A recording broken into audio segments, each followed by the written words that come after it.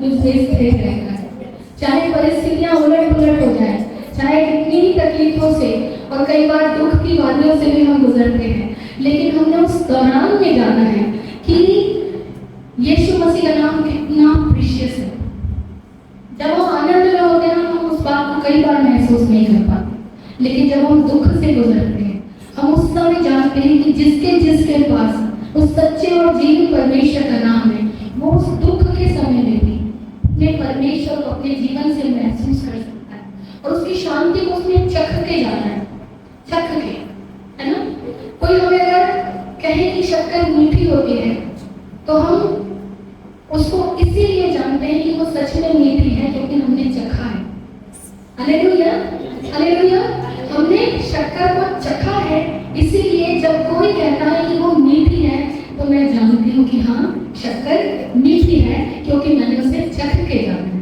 उसी तरह परमेश्वर को हमने चख के जाना है कि वो भला और सच्चा परमेश्वर है।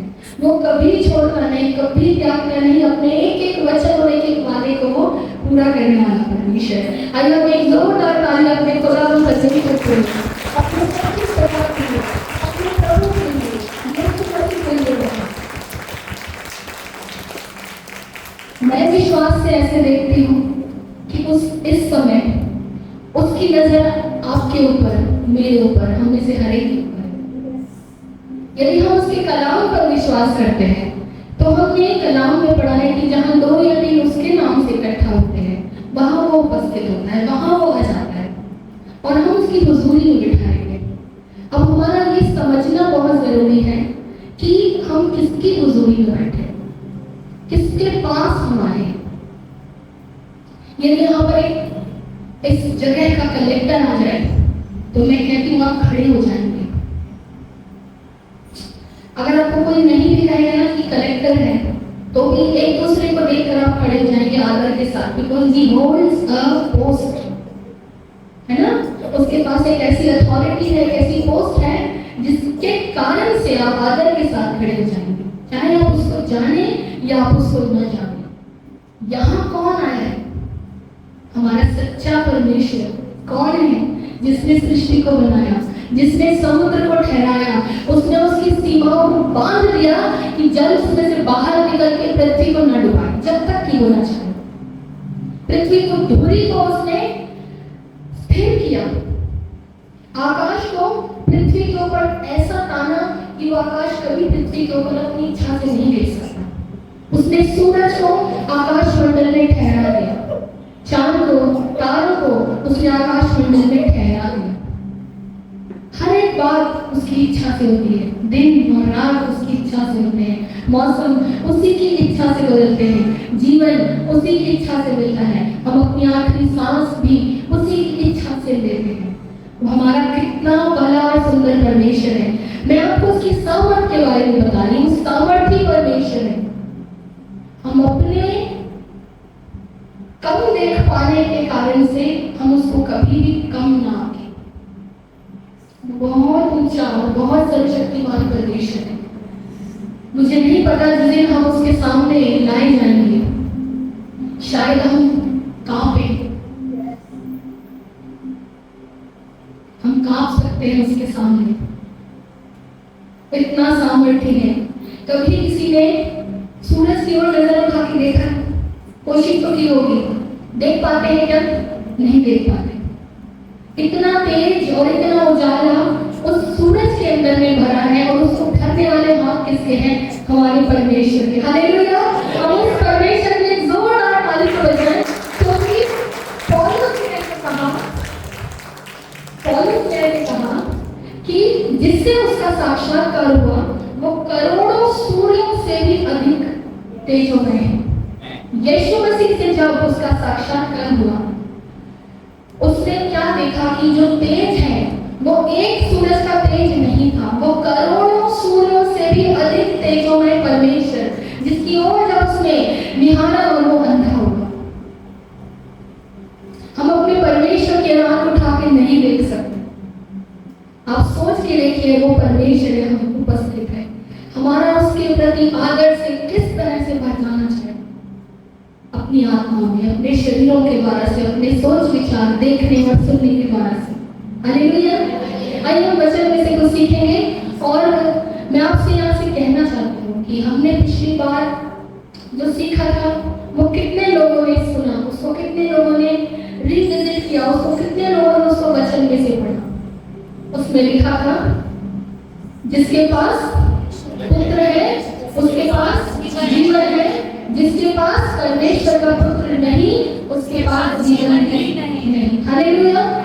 आज हम और कुछ सीखेंगे और हम प्रति पल, प्रत्येक दिन अपने जीवन में से परमेश्वर के नाम से एक नई सृष्टि करते जाए।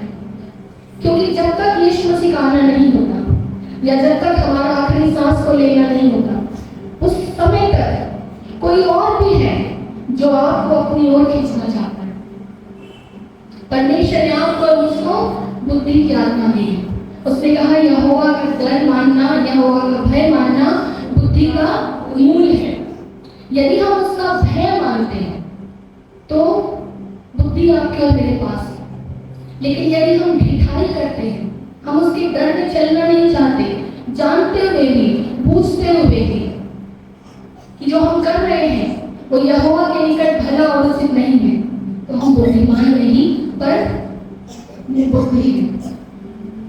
क्योंकि यदि हम ऐसा करते तो हमारे पास पुत्र नहीं हो सकता, क्योंकि वो कहता है कि जिसने मुझे देखा उसने पिता को देखा। Praise the Lord. आप मेरे साथ निकालिए नीति वचन की पुस्तक में से उसका 28वां अध्याय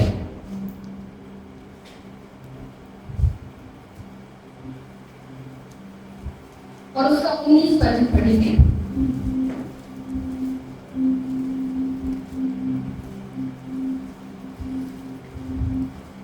जो लोग बाहर में आए हैं मैं उनसे रिक्वेस्ट करूंगी कि यदि किसी का भी फोन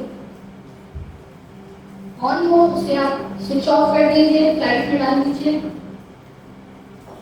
क्योंकि इस समय हम परमेश्वर के जीवित कलाम में से सीखने वाले हैं और मैं चाहती हूँ कि हम में से कोई भी समय डिस्ट्रैक्ट ना हो। आप मेरे साथ पढ़ सकते हैं नीति वचन की पुस्तक में से उसका 28वां अध्याय उसका 19वां पद। यहाँ पे ऐसे लिखा है, जो अपनी भूमि को जोता बोया करता है उसका तो पेट भरता है, परंतु जो निकम्मे लोगों की संगति करता है वह कंगालपन से घिरा रहता है। Praise the Lord. क्या लिखा है? जो अपनी भूमि को जोता और बोया करता है उसका तो पेट भरता है, परंतु जो निकम्मे लोगों की संगति करता है वह कंगालपन से घिरा रहता है। अब यदि हम इसको ऊपर ऊपर पढ़ेंगे तो हमें ऐसा लगेगा कि क्या हम इसको कम कर सकते हैं? तो हमें ऐसा लगेगा कि ये कोई फाइनेंशियल बात हो रही है, कोई संसार की बात हो रही है। लेकिन यहाँ पे ये बहुत गहराई से कहा गया वचन है। जब आप में से कितनों ने कभी खेती होती हुई देखी है? मैंने देखी है, मैंने की भी है। Praise the Lord.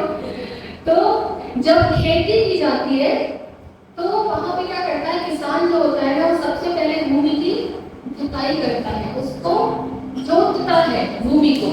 और जो जोतना क्या होता है, उसको खोदना, उसकी मिट्टी को ढीला करना, उसको उलट पुलट करना, मिट्टी को खोद के उसको ढीला करना, उसको उलट पुलट करना, उसको क्या कहते हैं? जुताई करना कहते हैं। कितनों ने देखा है? हालेलुया। क्योंकि जब आपने देखा होगा तो आप ज्यादा रिलेट कर पाएंगे, और अगर नहीं भी देखा तो यूज योर इमेजिनेशंस और उसको इमेजिन करने की कोशिश कीजिए कि जब किसान भूमि को उसको फसल बोनी होती है, उसको बीज बोना होता है, तो वो ऐसे ही जाके भूमि पर बीजों को बिखेरता नहीं, बिना उसकी जुताई करे वो उस भूमि पर कभी भी बीज को नहीं बोता। वो क्या करता है, वो भूमि की पहले उसकी जुताई करेगा, जब वो अच्छी तरह से अल्टी पल्टी कर देगा उस मिट्टी को, उसके बाद उसमें वो बीज को बोता है। बीज बोने के बाद भी वो निष्फिक्र नहीं रहता। वो क्या करता है, उसको मालूम है कि जब बीज बो दिया गया है तो आकाश के पक्षी जो हैं उन्हें पता चल चुका है कि यहाँ पे बीज बोया गया है, और वो क्या करेंगे, उस बीज को चुगने के लिए आ जाते हैं। हम लोग जब छोटे थे तो हमारे हमारे पास खेत था बहुत बड़ा, और उसमें हमारे जो अंकल थे वो उसमें खेती के लिए जुताई वगैरह करवाते थे, और हम बच्चों का क्या काम होता था कि जाओ और चिड़िया भगाना है, हम यही करते थे। चिड़िया जो होती है, आकाश के पक्षी होते हैं, वो उन्हें क्या मालूम कैसे पता चल जाता है कि बीज बो दिया गया है। वो बहुत जगहों से आ जाते हैं और झुंड के झुंड आते हैं, और फसल के उगने से पहले वो क्या करना चाहते हैं, वो उन बीजों को चुग लेना चाहते हैं, उन्हें खा लेना चाहते हैं। किसान क्या करता है, वो उसकी रखवाली करता है।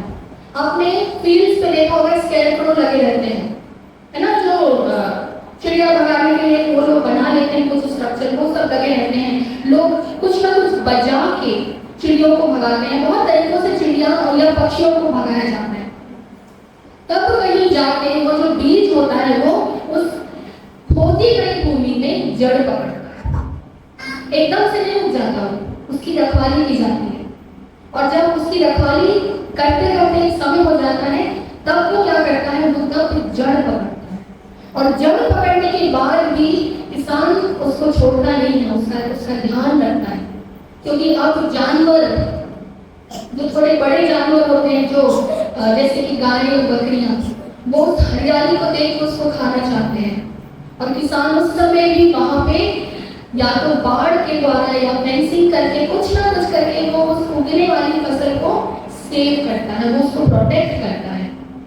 तब जाके एक फसल लहलाती है और उसमें से फिर बहुत सारे फल उगते हैं, और उस फल से वो फिर बीजों को इकट्ठा करके और फिर उसका अपना जीवन यापन करता है, उसका पेट भरता है, और आपका और मेरा पेट भी भरता है, क्योंकि जो कुछ हम खाते हैं वो किसानों के द्वारा से उत्पन्न किया जाता है। Praise the Lord. ये वचन हमें बहुत सारी बातों को सिखाता है। परमेश्वर का वचन कहता है कि जो अपनी भूमि को जोता और बोया करेगा उसका तो पेट भरता है, परंतु जो निकम्मे लोगों की संगति करता है वो कंगालपन से घिरा रहेगा। हमारा हृदय भी एक भूमि के समान है, और परमेश्वर आपसे मुझसे क्या चाहते हैं कि हम उस भूमि को जोता या बोया करें। हम उसे जोते भी और उसे बोए भी। अब जोतने के लिए हमारा उसको खोदना जरूरी है, उसको उलट पुलट करना जरूरी है, उसको ढीला करना जरूरी है, उसको नम्र करना जरूरी है। जब तक हम उस भूमि को दीन और नम्र नहीं करेंगे, जब तक हम उसको जोतेंगे नहीं, जब तक उसके भीतर में एक जो हल है उसको नहीं चलाएंगे, तब तक वो भूमि ढीली नहीं होगी। और ढीली भूमि यदि नहीं है, उलट पुलट नहीं की गई है, तो उसके ऊपर जो बीज होगा वो पनप नहीं पाएगा। इसलिए परमेश्वर का वचन कहता है कि जो अपनी भूमि को जोता और बोया करेगा वो क्या करेगा, वो अपना पेट भरेगा, उसका पेट भरता रहेगा।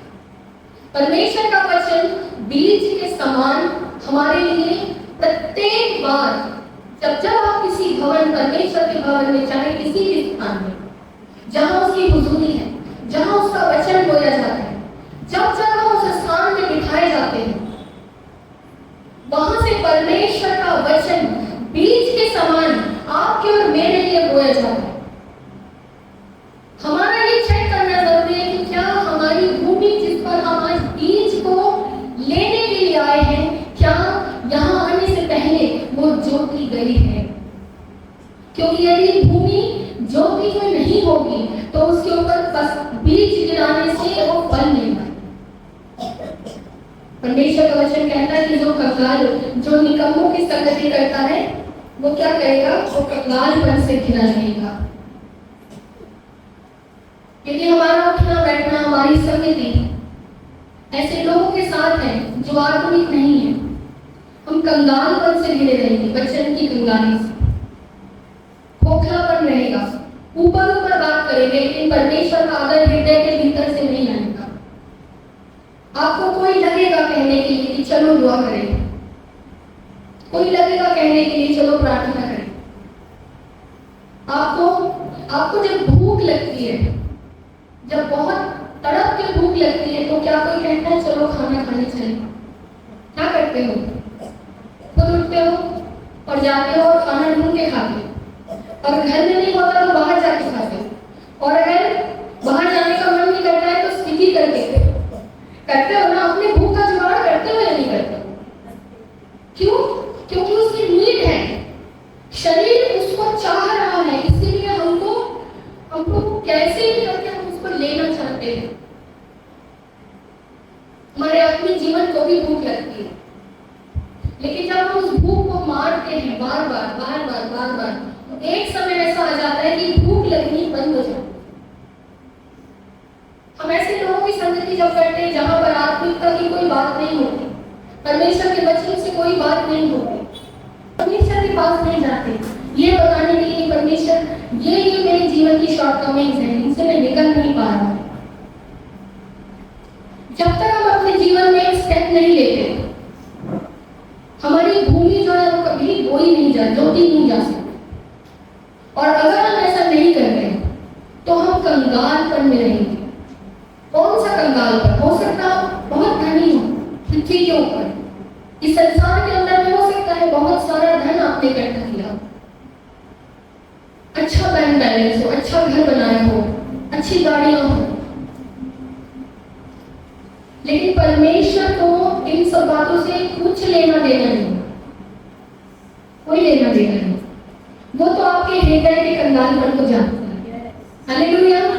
या हम परमेश्वर के नाम से भीतरी मनुष्यत्व में धनी हुए हैं कि नहीं हुए हैं, वो इस सब बातों को जानता है, और इसीलिए आपको रूह को जीवित रखा है। हम इसीलिए जीवित हैं। मैं हर बार जब ये सोचती हूँ कि परमेश्वर मेरा जीवन क्यों है, तो परमेश्वर कहता है बदलने के लिए। हालेलुया। कौन परफेक्ट हो सकता है? कोई नहीं, कोई भी परफेक्ट नहीं है। हम प्रत्येक दिन कुछ ना कुछ ऐसा करते हैं, लेकिन उसका धन्य जो क्रूस पर से बाहर है, वो पवित्र लहू है, वो आपको और मुझे बचाता है। वो चाहता है कि हम अपनी भूमि को जोड़ते हैं, अलग अलग तरह से प्रार्थना करके जोड़ते हैं, आराधना करके भूमि को जोड़ते हैं, भवन में जाकर के अपनी भूमि को जोड़ते हैं, संगति करके अपनी भूमि को जोड़ते हैं, पवित्र शास्त्र पढ़ के अपनी भूमि को जोड़ते हैं। क्योंकि ऐसा नहीं करेंगे तो किसी और का कोई भी नुकसान नहीं, किसी का कुछ नुकसान नहीं, सिर्फ हम अपना इंडिविजुअल नुकसान करेंगे। ऐसा कौन बुद्धिमान मनुष्य होगा जो जलती हुई आग में अपना हाथ डाले? होगा? बुद्धिमानी किस बात में होगी कि यदि आग जल रही है तो मैं उससे बचूं। परमेश्वर ने आपको और मुझको इसीलिए जीवित रखा है क्योंकि वो आपको और मुझको बताना चाहता है कि इस शरीर से परे जो जीवन है वहां पे दोनों बातें हैं, वहां आनंद और शांति है, वहां आग और जलन है। हालेलुया। वो चाहता है कि जब आज हम जीवित हैं हम अपने हृदय की भूमि को जोते, ताकि जो वचन के बीच परमेश्वर के भवन से या किसी भी द्वारा से सुनने के देखने के द्वारा से जो हमारे हृदय की भूमि पर गिरते हैं वो भूमि सूखी ना, वो जोती गई भूमि है, उलट पलट करके ढीली करी गई भूमि हो। क्योंकि जब तक भूमि ढीली नहीं होगी, जब तक उसमें गहराई नहीं होगी, बीज ऊपर ऊपर गिरेगा, अंदर नहीं जा पाएगा, और जब तक अंदर नहीं जाएगा कभी भी वो जड़ नहीं सकते। और यदि हमने उनकी देखभाल आकाश के पक्षियों और जानवरों से नहीं की तो वो बीज पनप ही नहीं सकते। क्या आप समझ रहे हो कि आकाश के पक्षी किस तरह हमारे जीवन में आते हैं? कई बार हमारे सांसारिक मित्रों के समान हमारे जीवन में आते हैं, कई बार हमारी परिस्थितियों के समान हमारे जीवन में आते हैं, कई बार हमारी कमियों के कारण से हमारे जीवन में आते हैं और हमारी उगती हुई फसल का नाश करके चले जाते हैं। आपको पता है एक बार जब बीज बो दिया जाता है उसके बाद एक दौरान तक उसको रुकना होता है किसान को। वो अगर कोई फसल खराब हो गई तो वो तुरंत ही उसको हटा के दूसरी नहीं बो पाता है। There is a duration of, उसको वेट करना पड़ता है। क्या हम परमेश्वर की समझ से देखें कि हमारे पास परमेश्वर ने जो समय दिया वो बहुमूल्य है। इसीलिए परमेश्वर का वचन आपसे कहता है, परमेश्वर अब हमारे दिन गिनने की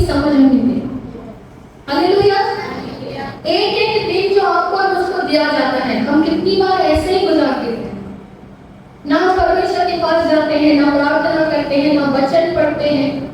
जब मैं कह रही हूँ वचन का पढ़ना और प्रार्थना का करना, तो ये बहुत गहरी बात है। ये कोई रूटीन टास्क नहीं है। जितने इसको रूटीन के समान करते हैं उनका परमेश्वर से कोई लेना देना नहीं। जब तक आप अपने खुदा के पास पूरा चित्त लगा के, पूरी भूख के साथ में उसके पास नहीं बैठते हैं, जब तक आप उससे कहते नहीं परमेश्वर मुझे तेरी जरूरत है तो मेरे जीवन में आ, तब तक वो आपके पास नहीं आता। फिर आप चाहे 4 बजे उठ के बाइबल पढ़िए, चाहे रात में 12 बजे घुटनों पर दुआ करें, लेकिन यदि आप एक रिचुअल के समान कर रहे हैं वो आपसे बात नहीं करेगा।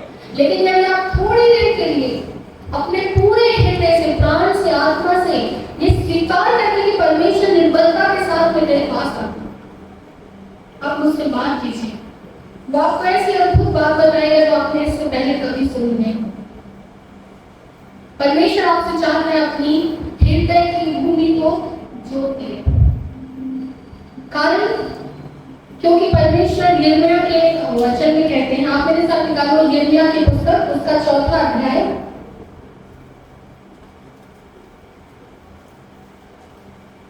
और उसका 3रा पद पढ़ेंगे।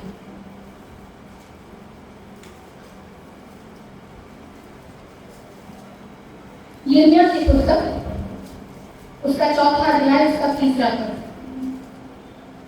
क्योंकि यहूदा और यरूशलेम के लोगों से यहोवा यूं कहा है, यहोवा ने यूं कहा है, अपनी पड़ती भूमि को जोतो और कटीले झाड़ों में बीज मत बोओ। Praise the Lord. यहाँ पर लिखा है अपनी पड़ती भूमि को जोतो और कटीले झाड़ों में बीज मत बो।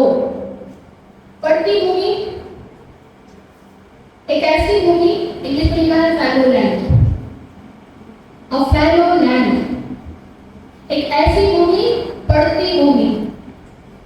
जितने खेती करते होंगे उन्हें शायद ये वर्ड पता होगा। पड़ती भूमि एक ऐसी भूमि होती है जिसे छोड़ दिया जाता है, जो ऊपर से कठोर हो जाती है,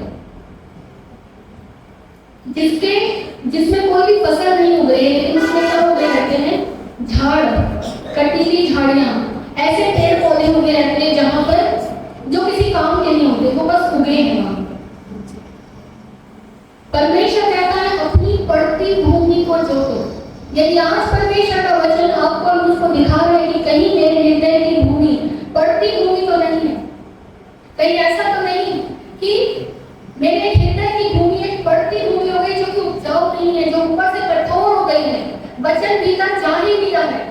पड़ती हुई भूमि में अगर किसान फसल को बीज को डालेगा, वो बीज कभी उगेगा नहीं, क्योंकि वहां झाड़, कटीली झाड़ियां हैं, वो उसे दबा देंगे, उसको नष्ट कर देंगे।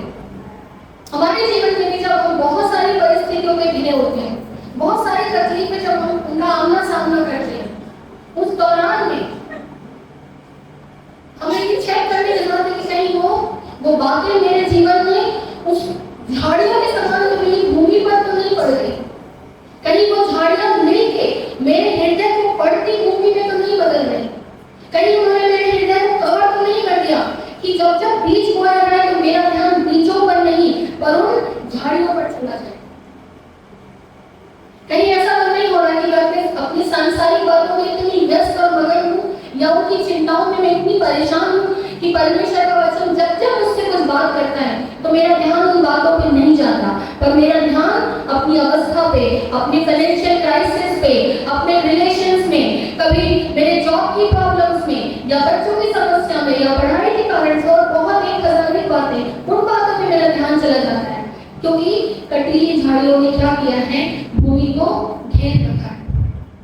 परमेश्वर आपसे क्या कहता है? अपनी पड़ती भूमि को जोतो और कटीली झाड़ियों में बीज को मत बो, क्योंकि यदि झाड़ियां लगी, अगर आपने झाड़ियों को नहीं हटाया, यदि आपने उन कांटे वाले पौधों को अपने जीवन से नहीं हटाया, अपने दुष्ट विचारों को अपने जीवन से नहीं हटाया, अपने सोच विचारों को जो परमेश्वर से परे आपको ले जाती है उससे अपने आप को नहीं हटाया, और आप कितना भी बीज को बोए, वो बीज आपकी भूमि में कभी उगेगा नहीं, क्योंकि वो कांटे, वो झाड़ियां उगने वाले बीजों को दबा लेंगे, उसका नाश कर देंगे, उग नहीं पाएंगे। परमेश्वर नहीं चाहता कि बीज जब बोया जाए तो ना बिखेरे गए बीज जो रहते हैं कि भूमि में बिखेरे उनको पक्षी आके चुग ले। वो नहीं चाहता कि जानवर आके उनको चर ले, चाहता है कि आपकी फसल लहलहाए, क्योंकि जब आपको परमेश्वर फलवंत करता है तो आपके फलवंत होने के कारण से कहीं दुनिया में मुझे नहीं पता किसी को परमेश्वर रखा है जो आपके द्वारा से बचाया जाता है। हालेलुया। आपके कारण से परमेश्वर ने आपके जीवन में प्लान बनाया है कि ये मेरी बेटी, ये मेरा बेटा, ये जब आज बीज को अपने जीवन में फलवंत होने देगा तो वहां दूर कहीं जो अंधेरे में बैठा है उसको ये जीवन की ज्योति देगा। लेकिन यदि हम अपने जीवन में निकम्मेपन की संगति करें, जरूरी नहीं है कि निकम्मापन हमारे लोगों से ही आता हो, दूसरों से आता है। कई बार हम स्वयं में बहुत निकम्मे हैं और हमारा निकम्मापन बीजों को बनने नहीं देता, वो जब फलने नहीं देता, and then we become the barriers in the plan of God. हम परमेश्वर के प्लान के सामने खड़े हो जाते हैं, अगेंस्ट उसके फेवर में। वो चाहता है, वो क्यों चाहता है कि आपको क्यों अपने वचनों से भरना चाहता है?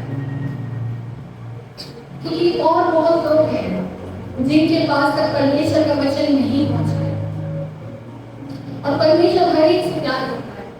वो केवल आपसे और मुझसे प्यार नहीं करता, वो उनसे भी प्यार करता है जो आज यीशु मसीह के नाम को नहीं जानते, जो यीशु मसीह को नहीं मानते।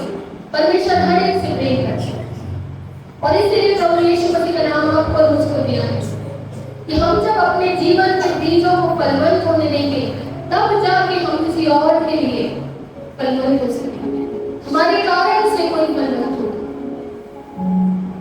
मैं सोचती हूँ जब चेलों ने प्रभु यीशु मसीह के साथ अपने जीवन को जिया, उनके साथ जब वो संगति में रहे और हर एक बात को रिकॉर्ड किया, लिखा, और वही रिकॉर्डेड बातें आज आपके मेरे पास है कि हम उससे पढ़े और सीखे।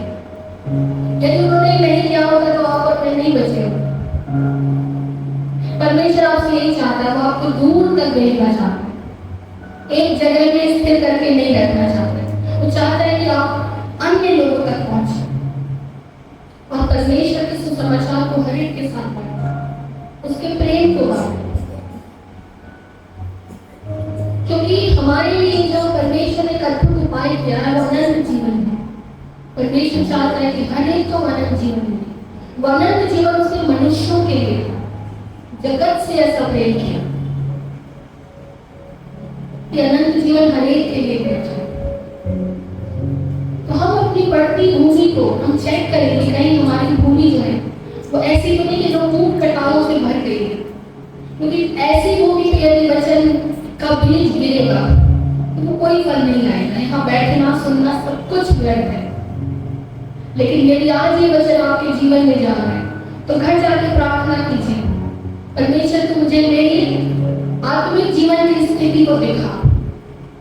हम उससे मांगे, परमेश्वर तो हमें हमारी आत्मिक अवस्था दिखा।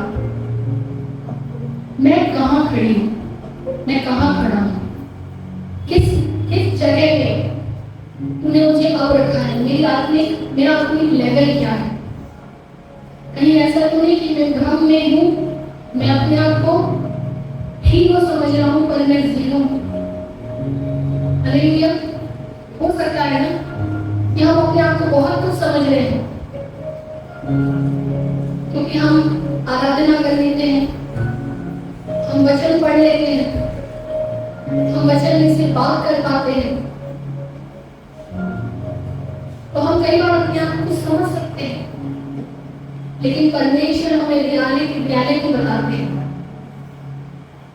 हम प्रतिदिन उसके पास जाएं, उससे पूछे, परमेश्वर मुझे दिखा कि मैं कहाँ हूं, क्योंकि जब वो दिखाएगा तो वो बढ़ाएगा। हालेलुया।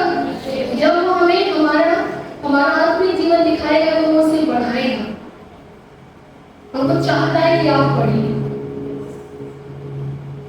तो यीशु मसीह जब झील के पार उतरे, जब वो झील में से जा रहे थे, चेले उनके साथ में बैठे थे और आंधी और तूफान हुआ, और उस आंधी और तूफान को उन्होंने क्या किया, डांट करके शांत किया। और कहा कि थम जाओ। और चेले वहां पे हैरान थे, ये कौन है जो आंधी को और तूफान को डांट सकता है। Praise the Lord.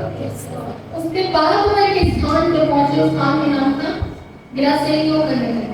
आप मेरे साथ निकालेंगे मत्ती की पुस्तक में से, मरकुस की पुस्तक में से उसका 5वां अध्याय। और मैं यहाँ से आपके लिए कुछ बातों को पढ़ूंगी और हम इसमें से कुछ सीखने की कोशिश करेंगे। यहाँ पे ऐसे लिखा हुआ है कि वे झील के पार गिरासेनियों के देश में पहुंचे। जब वह नाव पर से उतरा तो तुरंत एक मनुष्य जिसमें अशुद्ध आत्मा थी कब्रों से निकलकर उसे मिला। वो कब्रों में रहा करता था और कोई उसे सांकलों से भी न बांध सकता था, क्योंकि वह बार बार बेड़ियों और सांकलों से बांधा गया था। और उसने सांकलों को तोड़ दिया और बेड़ियों के टुकड़े टुकड़े कर दिए और कोई उसे वश में नहीं कर सकता था। वह लगातार रात दिन कब्रों और पहाड़ों पर चिल्लाता और अपने को पत्थरों से घायल करता था। वह यीशु को दूर ही से देखकर दौड़ा, उसे प्रणाम किया और ऊंचे शब्द से चिल्लाकर कहा, हे यीशु, परम प्रधान परमेश्वर के पुत्र, मुझे तुझसे क्या काम? मैं तुझे परमेश्वर की शपथ देता हूँ, मुझे पीड़ा न दे। क्योंकि उसने कहा था, हे अशुद्ध आत्मा, इस मनुष्य में से निकल आ। उसने उससे पूछा, तेरा नाम क्या है? उसने उससे कहा, मेरा नाम सेना है, क्योंकि हम बहुत हैं। यहाँ मैं आपको सिर्फ 2-3 बातें बताऊंगी जो आपको अपने जीवन में अपने खुद के आत्मिक जीवन को हम चेक कर पाएंगे। जब प्रभु यीशु मसीह झील में से उतरे, यहाँ पे ऐसा लिखा है कि जब वो नाव से उतरा, इसको इमेजिन करके देखिए कि जब नाव किनारे पर लगी होगी और उसने उतरने के लिए क्या किया होगा जी? अपना पैर बढ़ाया होगा और पैर को बढ़ा के कहाँ रखा होगा? जमीन पे। Praise the Lord. जैसे ही परमेश्वर ने, प्रभु यीशु मसीह ने अपने पैर को जमीन पर रखा, दूर कहीं कब्र में, दूर में, पास में नहीं, तो तुरंत एक मनुष्य जिसमें अशुद्ध आत्मा थी कब्रों में से निकलकर उससे, वो कहीं दूर था, लेकिन जैसे ही प्रभु यीशु मसीह ने अपने पैर को झील से उतर के, नाव से निकल के जैसे ही जमीन पर रखा, तो कब्र में कोई था, कब्रों में रहने वाला एक मनुष्य जिसके अंदर में अशुद्ध आत्मा थी, वो दौड़ के वहां से यहाँ लगा गया। उसको किसने बताया? कि परमेश्वर का पुत्र आ चुका है।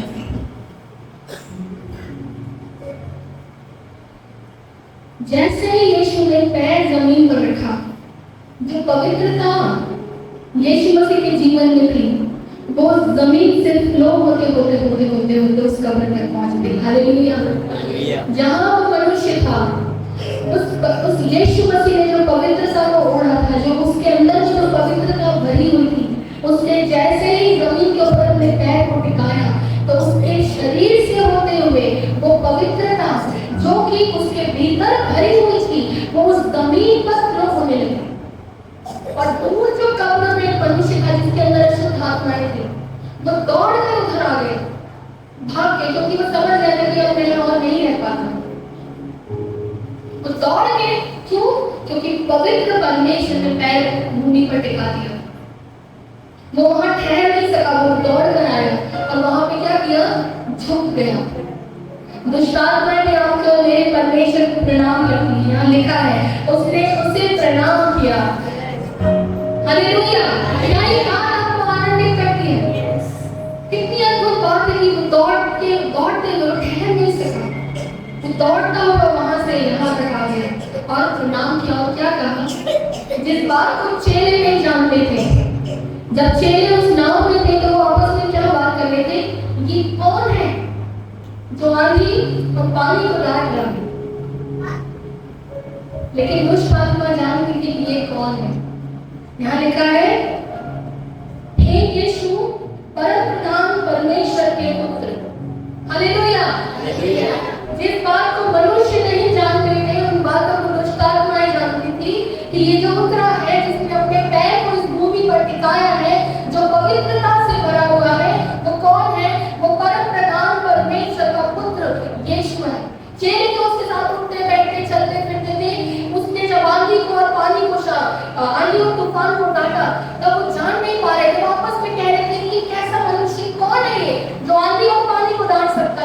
लेकिन दुष्ट आत्मा उसकी पवित्रता के सामने ठहर नहीं सकी। वो आके उसको बोली कि हे परम प्रधान परमेश्वर के पुत्र यीशु। उन्होंने रिकॉग्नाइज किया। अब जानते हो क्यों रिकॉग्नाइज किया? क्योंकि वो उजाला था, वो तेज है। यीशु मसीह जो है वो उजाला है, वो तेज है, और अंधकार की ताकतें उजाले के सामने ठहर नहीं सकते। हालेलुया। यदि आप यूहन्ना में के पहले अध्याय में पढ़ेंगे तो वहां ऐसे लिखा हुआ है कि ज्योति ने अंधकार को ढक लिया। जो ज्योति है उसके पास अथॉरिटी है। अथॉरिटी, जो सुपर नेचुरल अथॉरिटी है, वो किसके पास है? वो उजाले के पास, लाइट के पास है, अंधकार के पास नहीं है। ऐसे नहीं लिखा कि the darkness consumed the light, but ऐसे लिखा है कि the light overpowered the darkness. Hallelujah.